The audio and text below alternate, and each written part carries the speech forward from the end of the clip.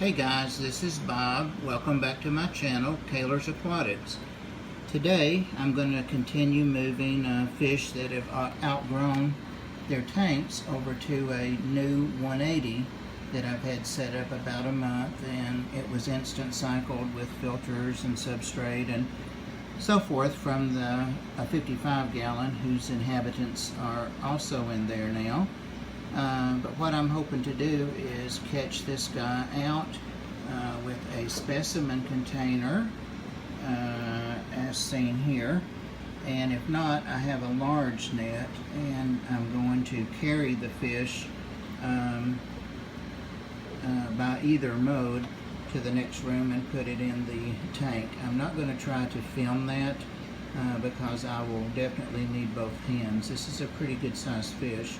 So, and just to bring quick attention, as I usually do, there are some fish in there that are also quite large, continuing to grow, and expensive, rare fish that when it's flaring at us there. And a couple others we see up front are from Lucas Brett's by way of Gary Lang, and they're goldie-eyed Acara rainbow fish. And those are rare fish and are expensive. I need to spawn them and at least get some eggs out there. But let me get this closed down and we'll get back to the project here at hand and go from there. Okay, and we're continuing here. I opted to use the large net rather than the specimen container, as it had a pretty significantly larger opening. And so there he goes.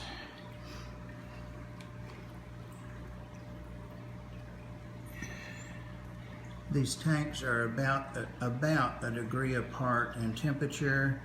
The nitrates are about 5 in both of them. There we go.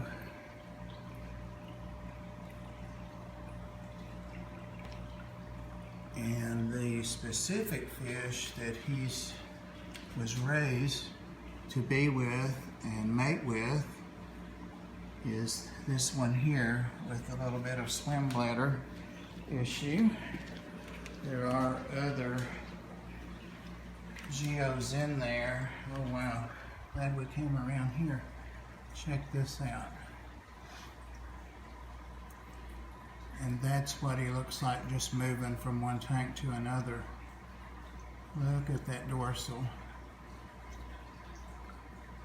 They're also called Threadfin Acara, and you can see why if you can see his dorsal.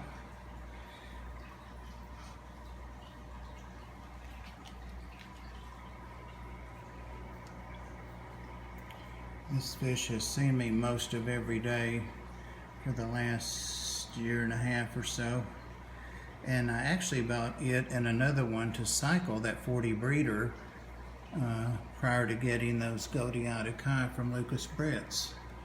So he actually came here to cycle tanks for more exotic, expensive fish, and he did. I lost the other one that was in there, which was also a male, and I think it might have been due to them not getting along, but I never saw any real damage on either one of them.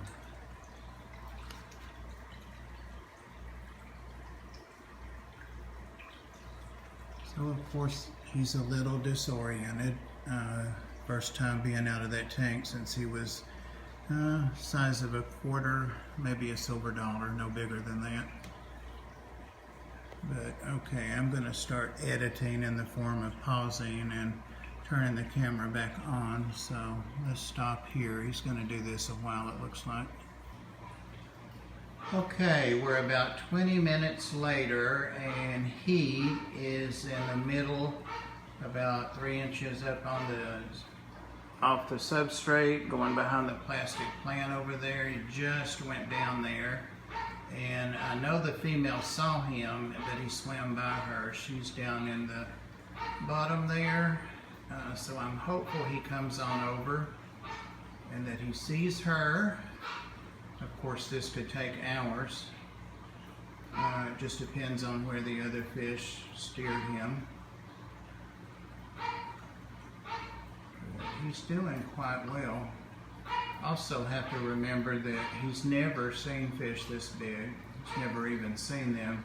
He's been in a 40 breeder down on the bottom shelf, and the rainbows here he's with are almost as long as him, but certainly not as tall. So, and we've got the dog barking in the background.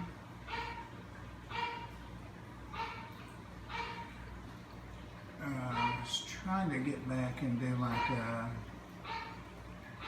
all-inclusive vid of this 180, but it's just a little too long for this camera to do that. So he's still there.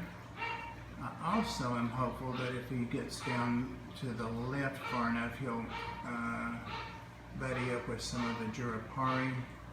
So let me try to help him down that way. Okay, so the male has gone down to the other end. One of the dominant Geophagus Jurapari, which is that one there, I believe, came out and challenged him a bit. There's another one near him. It's hard to see with all these photobomb guys. The female is directly in front of him and below him. And one of the Jurapari Geos, now it's moved out of the way. So they have found each other just that second. She sees him. And I'm so hopeful that this will encourage her to be up and try to swim more. She didn't follow him. It looks like the Jurapari are involved in it still.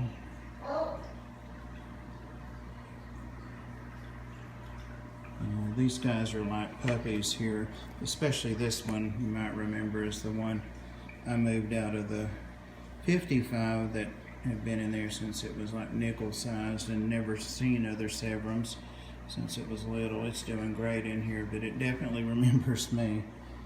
So this is already 7.5 minutes, and I think I will go around and try to get like a cinematic shot of him, and then yeah, there he goes back down.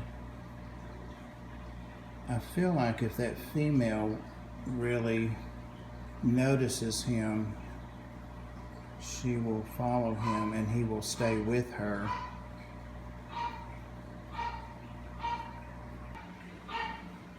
Okay, my ace in the hole is that it's about 3 hours till their evening feeding, and she's watching me hoping I'm gonna feed, but I'm not going to at this point. I'm gonna let them kind of sort things out and meet each other. He is staying on this end where the Geophagus stay, so that's good.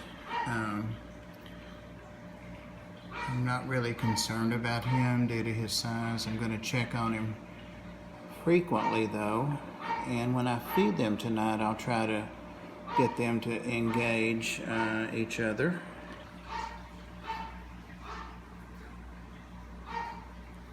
And there's our thumbnail.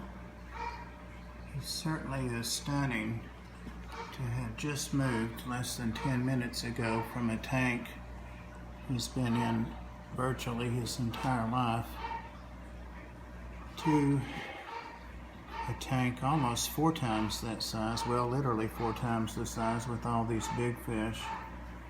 So they're really, really cool fish, and there's my buddy, the big Geo. I'm sorry, yeah, Severum. All right, guys, we'll stop this here and continue with the part 2. Thanks.